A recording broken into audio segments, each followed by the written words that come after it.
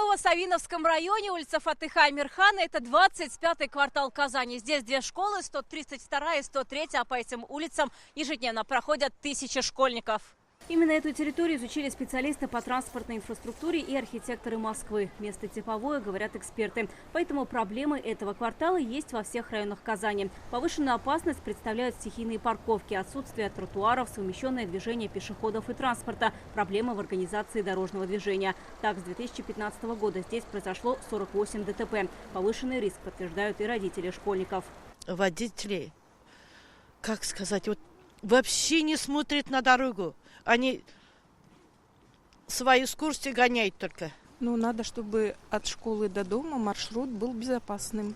Надо сделать, наверное, побольше стоянок для машин, чтобы поменьше, все дороги забитые, чтобы детям идти хорошо было.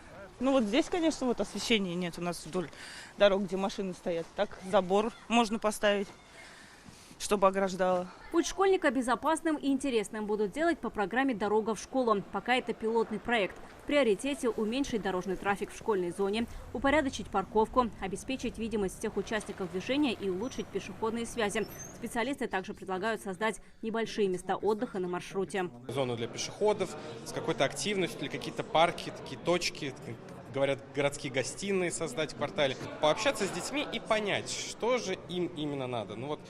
Хотя бы освещение и развести потоки детей, автомобилей, пешеходов тоже надо. Если мы будем формировать такие муниципальные парковки бесплатные для жителей района, для жителей именно данного района, мы в разы улучшим и внутреннюю ситуацию, то есть сохраним большое количество зеленых насаждений, потому что во время программы «Наш двор» ровно половина жителей просят сохранить зелень и ровно половина просят организовать парковку. Архитекторы говорят, нужно учитывать, что по маршруту ходят дети разных возрастов.